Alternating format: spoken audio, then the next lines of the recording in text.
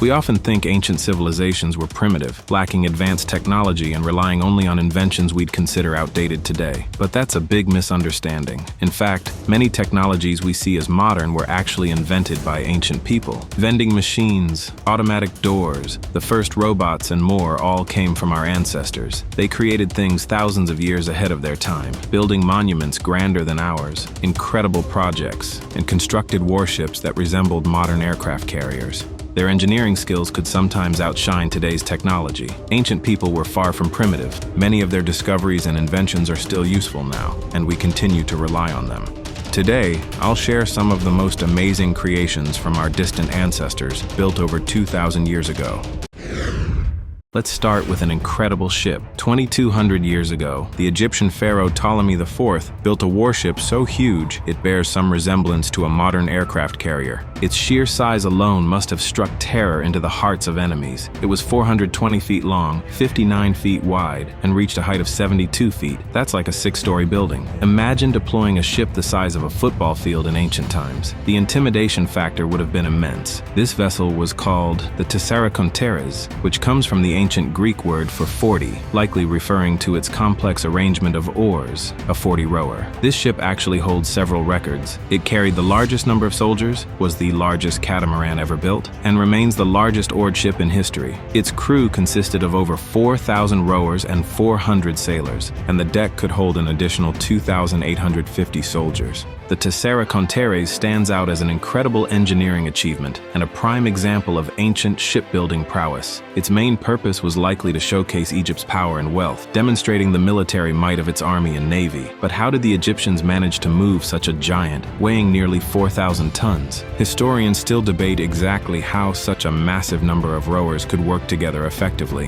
One theory suggests the oars were different lengths and positioned at various angles. If the ship could be effectively propelled by this huge crew, it would have been one of the most powerful weapons in the ancient world. But imagine what it was like for those rowers, 4,000 people crammed into tight spaces below deck. It must have been grueling work, exhausting both physically and mentally. For a long time, historians thought the Tessaraconteres was just a transport ship, used only to carry troops. However, newer evidence suggests it might have had a more aggressive role as an offensive weapon. The ship's bow reportedly featured 7 massive metal-tipped rams, giving it incredible destructive power. Many ancient harbors were protected by heavy chains stretched across their entrances. If the Tessaraconteres rams were positioned at different heights, the ship could potentially use its immense weight to push against and snap these chains, leaving the harbor defenseless. And just imagine the force of 4,000 rowers driving those rams straight into an enemy ship. That kind of power could shatter smaller vessels instantly. Historians also suggest that the ship's huge deck might have carried giant catapults capable of launching projectiles over long distances. Despite these possibilities, many researchers believe the ship was built primarily for prestige, to intimidate enemies and impress the Egyptian people with the greatness of their state. They argue that the ship probably had little practical use in warfare because moving it would have been incredibly difficult and labor-intensive. Whatever its true purpose, the Tessaraconteres was a masterpiece of the ancient world. It's a powerful testament to how ancient engineering ingenuity could make the seemingly impossible possible. Nothing quite like it has been built since, but other remarkable vessels were constructed. 2,000 years ago, Caligula, the wildest of all Roman emperors, dreamed of the impossible. On his orders, 2 ships were built, massive, luxurious, and so advanced they could rival modern vessels. Their size, technology, and strange beauty were unlike anything else. How did Caligula's terrified engineers turn his crazy ideas into reality and craft these incredible ships? Here, at Lake Nemi, about 19 miles from Rome, 2 astonishing ships, the largest surviving vessels from the ancient world, were pulled from the water. It was one of the greatest finds of antiquity. For 2,000 years, these ships rested at the bottom of the lake. Then, in the 1920s, a tough 5-year effort began to recover them. To get the ships out, workers pumped the lake's water into nearby valleys. These ancient giants, nearly as long as a football field, were amazingly well preserved. A huge museum was built near the lake just to house them. Caligula loved pushing the limits of what seemed possible. His 2 ships were jaw-dropping. Each stretched about 240 feet long and 66 feet wide. This alone is impressive, not to mention that the interiors were full of unusual details that seemed impossible for ancient ships. One of the ships was a huge structure decorated with marble, featuring alabaster baths, plumbing with hot and cold water, a floor heating system, and mosaics. It was a true floating palace. The second ship was a floating temple. The creation of such advanced ships demonstrated the capabilities of the ancient Romans in shipbuilding. The Romans built them in a way that's hard to believe, starting with the hull instead of the frame, using a mortise and tenon method to lock huge pieces together. That kind of precision isn't even used now. This lost technology showed off Rome's power. Caligula's ships were like something out of Disneyland, built to shock and awe. They screamed that their creator ruled the world. On his floating temple, Caligula could demand anything from his frightened guests, playing up his godlike image. Sadly, this incredible discovery didn't last. In 1944, during World War II, the museum holding the ships burned down overnight. Still, the truth stands, Caligula created the greatest ships of the ancient world. Their size, luxury, and technology could hold their own against modern boats. This shows that even back then, nothing was truly impossible. And the next story proves it even more.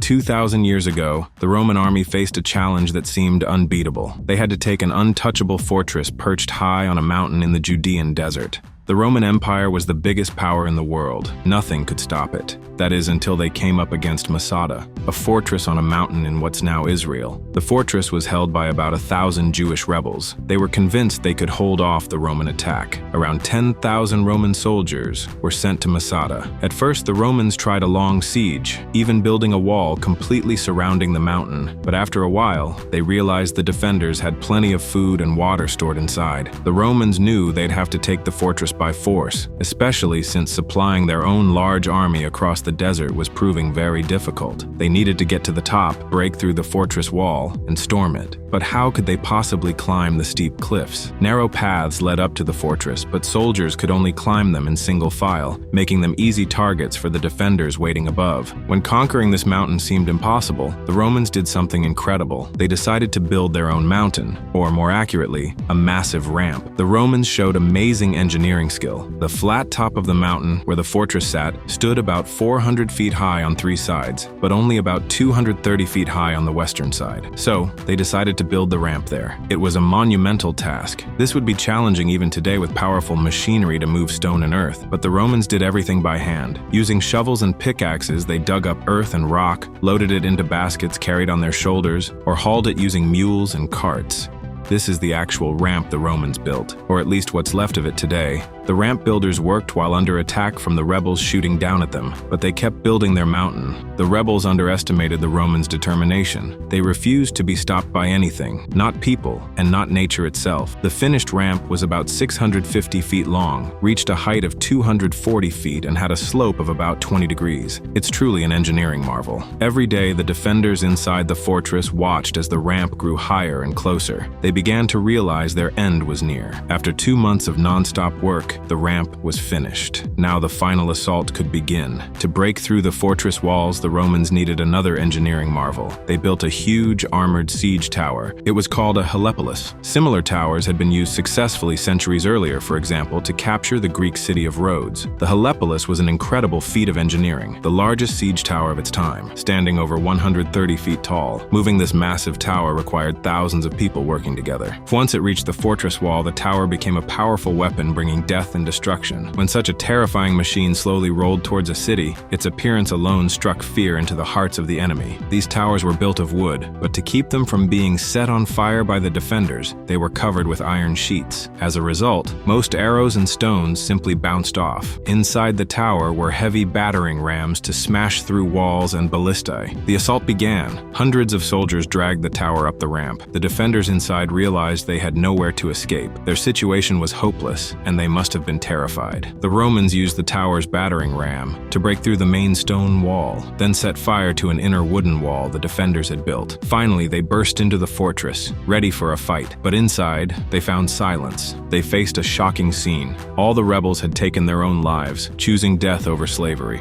Only 2 women and 5 children remained alive. The Romans claimed victory, but the defenders' final act robbed them of the glory they sought. Still, the story of Masada shows the incredible lengths the ancient Romans would go to overcome any obstacle. With unbelievable determination and engineering skill, they could literally move mountains to capture even the most seemingly impenetrable fortress. But ancient Romans built things far more impressive than just ramps. Take this, for example. Without structures like these, Rome could never have become the superpower it was. It looks like a bridge, but it's something else entirely. Of all the Romans' engineering achievements, perhaps none transformed daily life quite like these structures, stretching for miles and miles. They're called aqueducts, and their purpose was simple: to deliver water. The Romans didn't invent the aqueduct, but they took it to a whole new level. They used innovations that were groundbreaking for the ancient world. The secret behind their construction was a revolutionary material. It was easy to shape, and once it hardened, it became as tough as stone. That material was concrete. Concrete existed before Rome, but the Romans perfected it, making it incredibly high quality. The secret ingredient was volcanic ash, called pozzolana, which made their concrete exceptionally strong. Luckily for them, Rome was surrounded by about 50 volcanoes, so they had a plentiful supply. Aqueducts had to cross mountains and riverbeds, which required incredible ingenuity. Here's why. The aqueducts needed a very specific, gentle downward slope towards the city. This angle or gradient had to be just right, only a drop of a few inches for every 100 feet. If the slope was too steep, the water would flow too fast and overflow. If it was too flat, the water wouldn't flow at all. Getting this calculation perfect was crucial, and they had to maintain that precise gradient no matter what terrain they crossed. Take the famous Pont du Gard aqueduct, for instance. It stretches for about 31 miles, yet the total drop in height from start to finish is only about 50 feet. To achieve this precision without lasers, advanced protractors, or any modern instruments is astonishing. They maintained a constant water flow at an angle of roughly half a degree, a true testament to Roman engineering skill. Aqueducts worked using gravity, but sometimes the Romans had to defy gravity. When the land dipped too low, they needed to push water uphill. Sounds impossible, right? Yet they figured it out with a clever trick: the inverted siphon. Imagine a U-shaped pipe going down into the valley and back up the other side. When the pipe is full, the water pressure forces the water up the far side, almost to the same level it started at. As long as the exit point was slightly lower than the entry point, the water would keep flowing. To maintain that gentle slope from the mountains, engineers often had to tunnel right through them. When the channel reached low ground, it needed to be elevated. They could build solid stone walls, but if the channel needed to be higher than about 6 or 7 feet off the ground, that used a lot of material. So the Romans relied heavily on perfecting an ancient invention: the arch. The arch truly revolutionized architecture, allowing them to build bigger and taller than ever before. Arches were built around a wooden frame that held the stones until the keystone locked everything in place. The weight spread evenly, so more layers could stack on top. Arches were a step forward compared to solid walls in terms of economy and strength. The water channel itself ran along the top, usually covered, but inside, a steady stream flowed towards the city. To supply the capital city itself, Roman engineers built aqueducts like the Aqua Claudia, which ran for about 45 miles across the countryside, and that wasn't even the longest. Some stretched over 60 miles. All of Rome was crisscrossed with such water arteries. Think about it. They tunneled through mountains and built massive bridges across valleys, all without dynamite or modern machinery. Their construction was so skillful that parts of these aqueducts are still standing 2,000 years later. In fact, some were so well built they remained in use for over 1,500 years. Let's take the Aqua Claudia again. Building it today would cost something like $8 billion. It took 14 years to build, using roughly 400,000 stone blocks and about 220,000 cubic yards of that amazing Roman concrete. Once completed, Rome's aqueduct system delivered an incredible amount of water, estimated at over 260 million gallons every single day. That was enough water for 1,300 public fountains, 900 public baths, and 144 public restrooms. Fresh water was vital for health, hygiene, businesses, and farms. Without it, Rome wouldn't have risen to greatness. A steady water supply turned the city into a thriving hub. It was truly brilliant technology. Across the entire empire, the Romans built roughly 6,200 miles of aqueducts. Eventually, Rome had so many aqueducts bringing in so much water that it wasn't just for the wealthy elite's gardens, villas, or the imperial palaces. Water started flowing directly into the homes of ordinary Roman citizens. By the 2nd century, nearly every house in Rome had running water. That's incredible for ancient times. Even 1,000 years later, in the Middle Ages, nothing like that existed anywhere.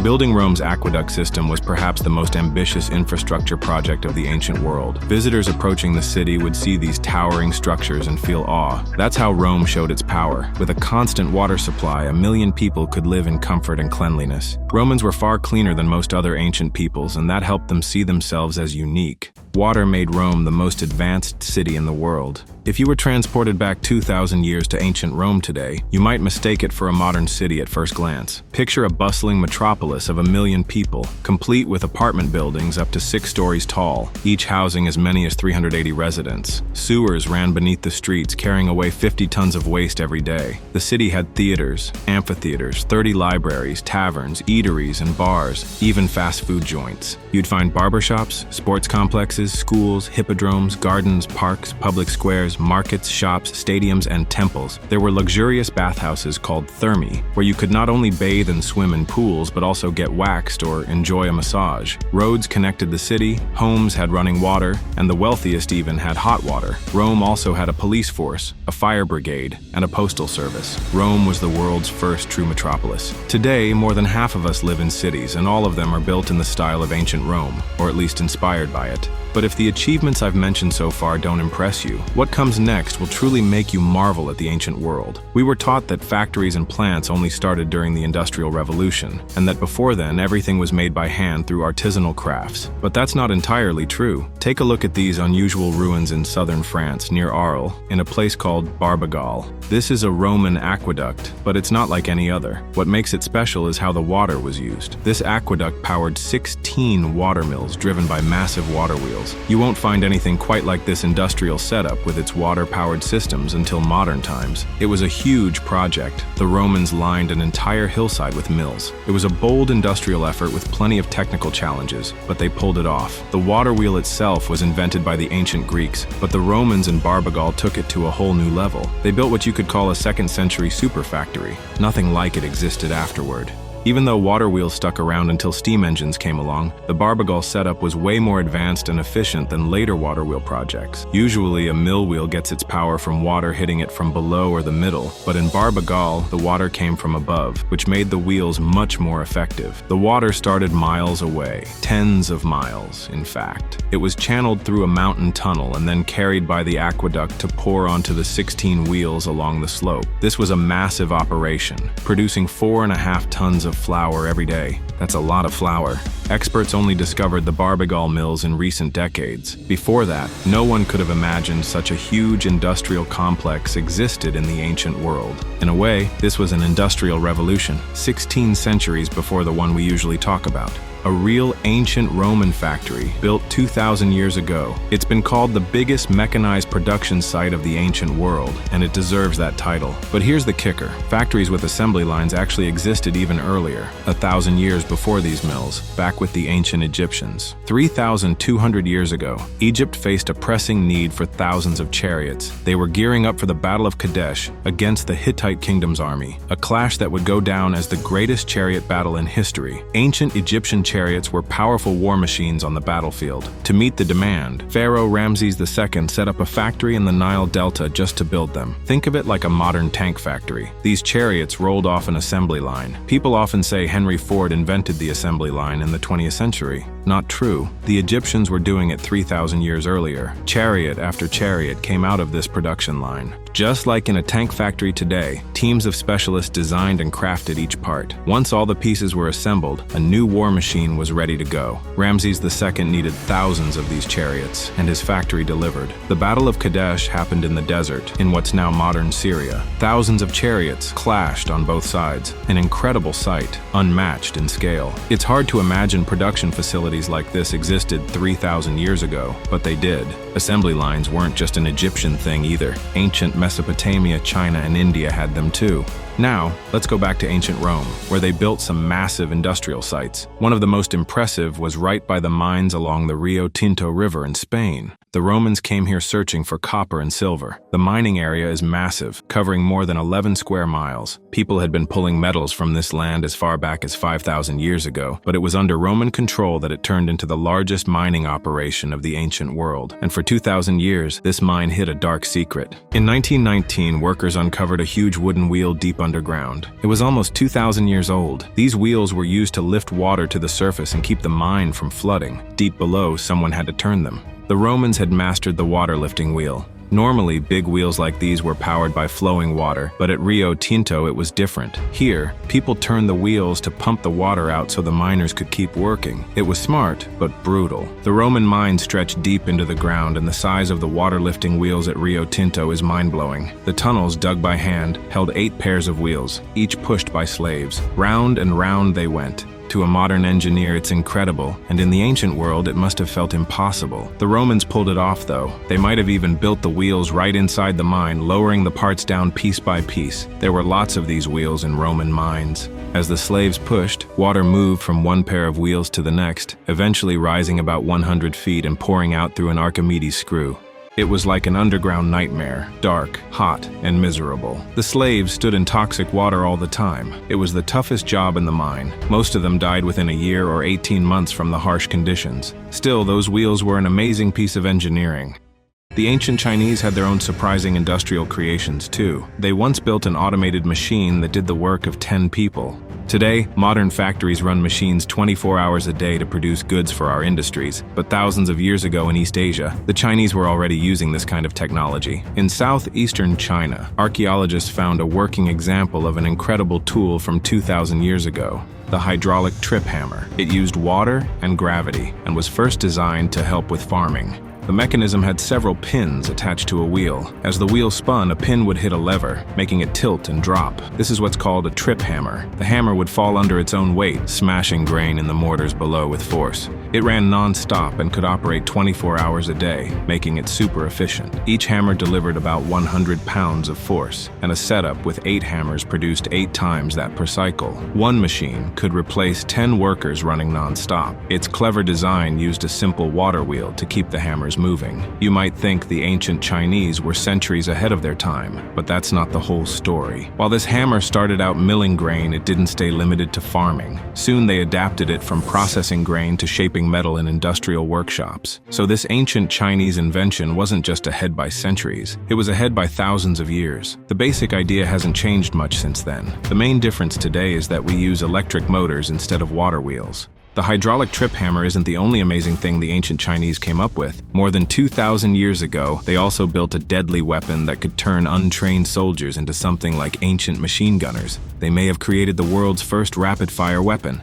Automatic weapons are a game changer for any army. The more shots you can fire, the more effective you become. A weapon like that can transform a beginner into a killing machine, and the Chinese had one. This military tech gave ancient commanders some jaw-dropping power. Firepower is everything on the battlefield, and that's why the Chinese invented the repeating crossbow, known as the Chukon. What makes this weapon brilliant is how simple it is. It's made up of just 4 main parts: a wooden stock, a bamboo bow, a wooden magazine, and a lever. With this crossbow, you draw the string, load a bolt, and fire it, all with one-hand motion. Load 8 bolts into the magazine, and you've got a seriously dangerous weapon that can shoot every 1.5 seconds. When you pull the lever, the bolts slide from the magazine into the firing groove on their own, thanks to gravity. This multi-shot, rapid-fire weapon was so effective that it put technology, not training, at the heart of battle. The repeating crossbow could turn peasants into soldiers in a single day, kind of like how the Kalashnikov rifle works today. It let a rookie match the firing speed of an archer who'd trained since childhood.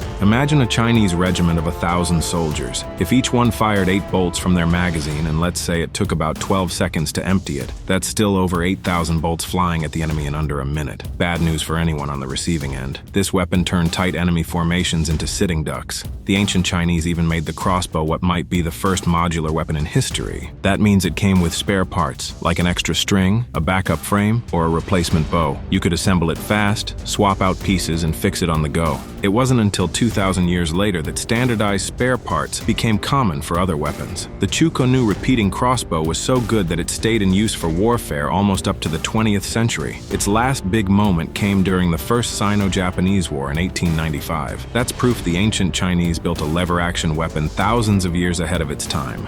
The Romans had something similar, but for heavier gear. Their version, the Polybolos, was like a true ancient machine gun. It's a repeating ballista with a mechanism that feeds bolts, kind of like the Chukon crossbow. The magazine holds 9 projectiles. If you keep it loaded, it can fire non-stop. Turning the winch pulls the string, loads a bolt, and fires the ballista automatically once the string is fully drawn. The Romans also had something close to a tank. They mounted a giant ballista, one that could rotate 360 degrees, on a cart. Horses or mules pulled it, blending power, protection, and mobility. Basically, it was a tank 2,000 years ahead of its time. And just like a modern tank turret, this 4-wheeled ballista could spin to meet threats from any direction. We've seen weapons thousands of years ahead of their era, but one simple invention from the ancient Greeks and Romans led to one of the nastiest weapons still used today, one that's barely changed in thousands of years. In war, you need to stop the enemy's advance. That's where this comes in. Caltrops, or foot traps. They're a simple, effective weapon, metal devices with 4 spikes, designed so one spike always points up, no matter how they land. They're easy to make, deploy, and carry. The enemy charges, steps on them, takes losses, and stops dead in their tracks. This basic tool works as well as modern area denial weapons like landmines. It changed defensive warfare forever. Making them was simple. You'd take 2 metal strips, shape them, weld them together, bend them, and you're done in no time. Swords, crossbows, and metal armor faded from our arsenals long ago, but caltrops? We still use them. They've hardly changed at all. For instance, the US Army uses caltrops in the Middle East today. This tiny weapon is a brilliant example of ancient tech.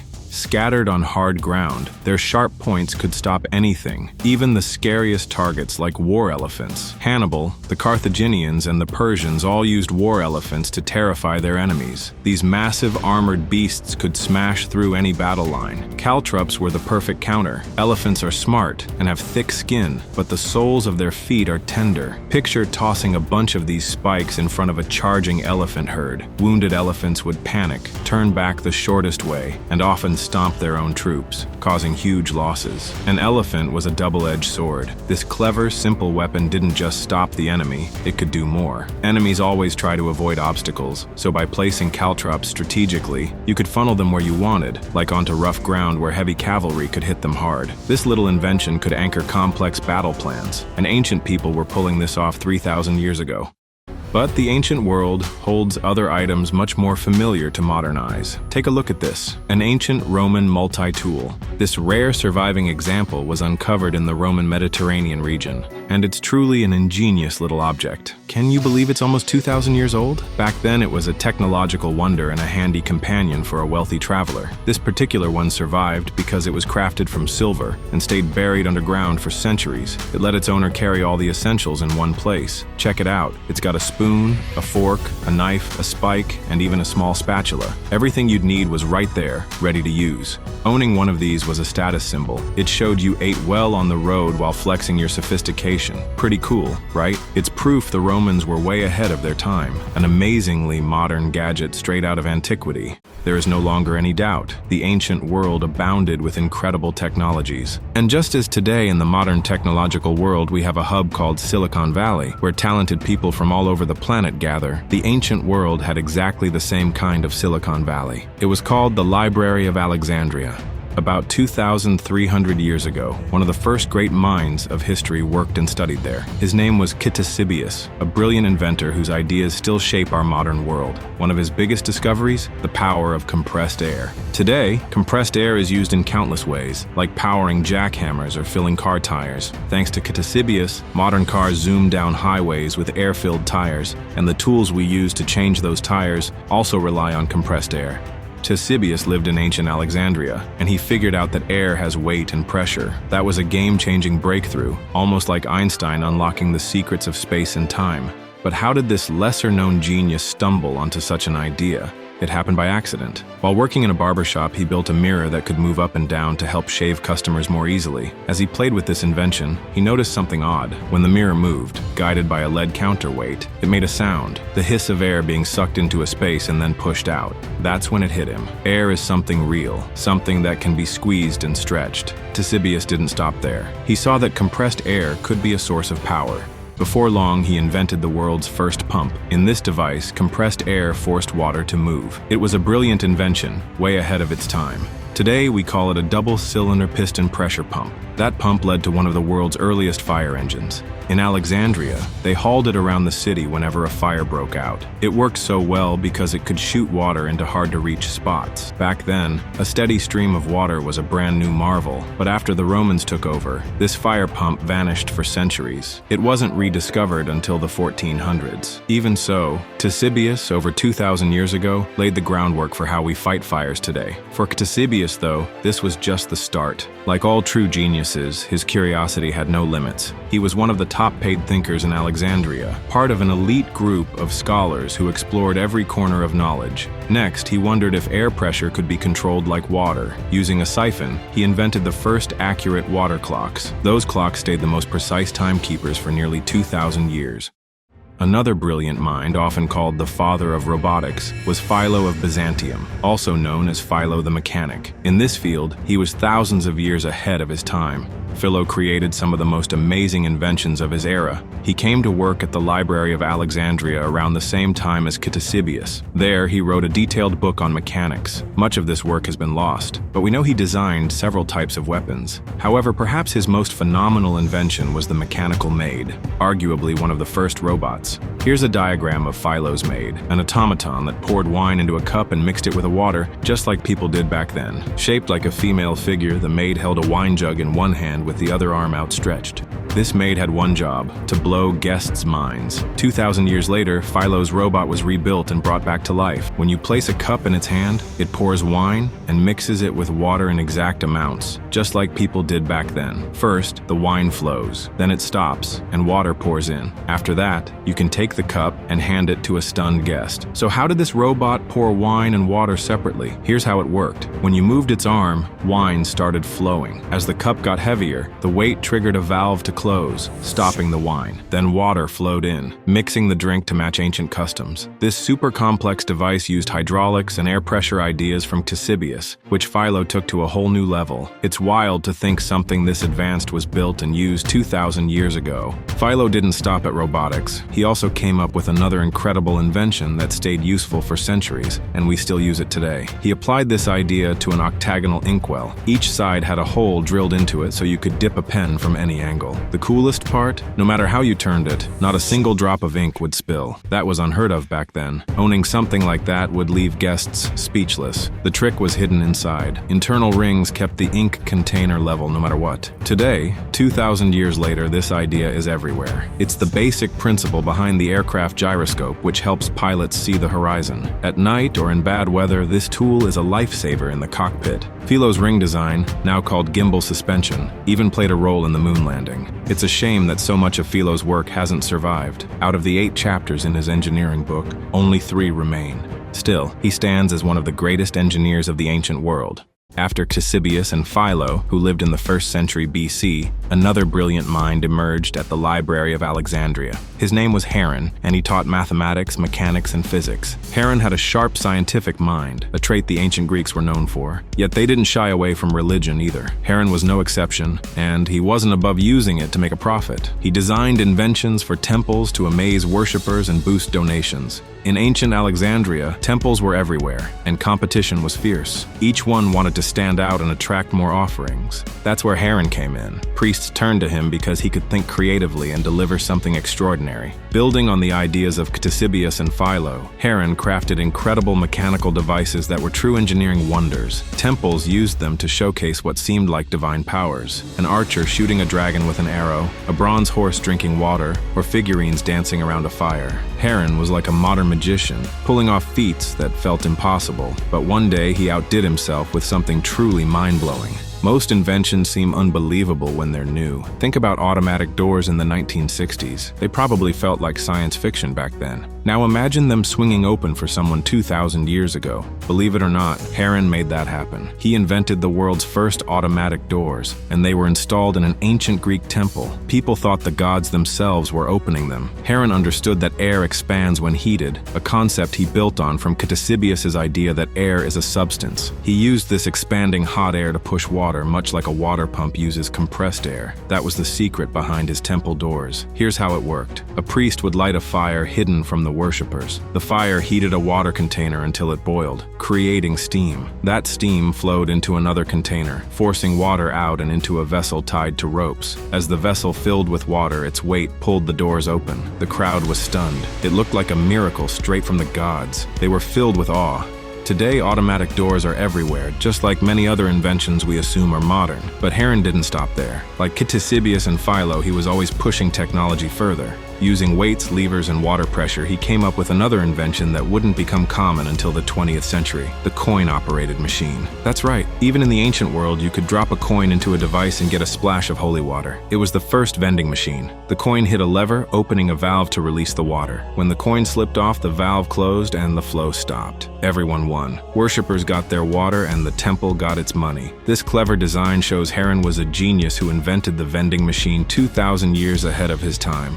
Today we look to movies for drama and spectacle, but even the great directors of the 20th century owe a nod to Haron. He wasn't just an inventor, he was a master of showmanship. Haron created the first mechanical theater in history, and it ran for 20 minutes. Audiences left speechless. The theater featured figurines moving in set patterns, powered by ropes and rotating mechanisms. All it took was starting the device, and a live performance unfolded. People had never seen anything like it and couldn't figure out how it worked. The word cinematography comes from the Greek word for movement, and Haron laid the groundwork for that art. But he wasn't just a showman. Technology fascinated him as a science, and he kept pushing its limits. Haron brought the ancient world to the edge of an industrial revolution. People often think steam engines started with the Industrial Revolution, about 200 years ago. But like so many things, it was a rediscovery. Haron's invention, called the Aeolipile, was a copper sphere that could spin at 1,500 revolutions per minute. It was the world's first steam engine. Here's how it worked. A sealed boiler below was filled with water, and a fire heated it until steam formed. The steam rose into the sphere and shot out through two nozzles facing opposite directions. The force of the steam jets made the sphere spin on its axis. Haron built this 2,000 years ago. Imagine if the ancient Greeks had found a practical use for it. What if the Industrial Revolution had happened 2,000 years earlier? The world would be a totally different place today. Haron was a visionary, creating incredible things without the tools or knowledge modern engineers have. Sadly, during the Middle Ages, many of his inventions faded away. Undoubtedly, great thinkers lived in the ancient world. Ctesibius, Philo, and Hero were three giants, but among them was one scholar who overshadowed them all. This was Archimedes. He might just be the greatest mind of antiquity, a true genius of his era. Even today, many consider him the greatest inventor of all time. What's truly amazing is that he was one of the very first scientists of the ancient world. Born in Syracuse on the island of Sicily about 2,300 years ago, Archimedes was way ahead of his time. In many ways, his ideas were closer to modern scientific thinking than to anything from his own age. Like Leonardo da Vinci, he had an incredible imagination, which he used to create powerful weapons against the Roman fleet. But his biggest gift to science still matters today. Many modern technologies are built on principles he discovered. Take the Archimedes screw, for example. It's a simple idea that was absolutely groundbreaking back then. This device makes water flow uphill, which seemed to defy nature in ancient times. The genius is in how easy it is. You turn a handle and the threads or flights on the shaft grab the water, pushing it up through a tube. The Archimedes screw was a game changer. It pumped water out of ship bilges, made irrigating fields much easier, and stood out as one of the best inventions of ancient technology. What's even more impressive? We still use the exact same design today. For instance, in Switzerland, you can see an Archimedes screw at work, lifting water from a small stream into a bigger river about 10 feet higher up. And on the River Thames in England, Archimedes screws do the opposite. The river's current spins them to power a generator, turning the flow into electricity. Every time people use that electricity, they're tapping into Archimedes' invention.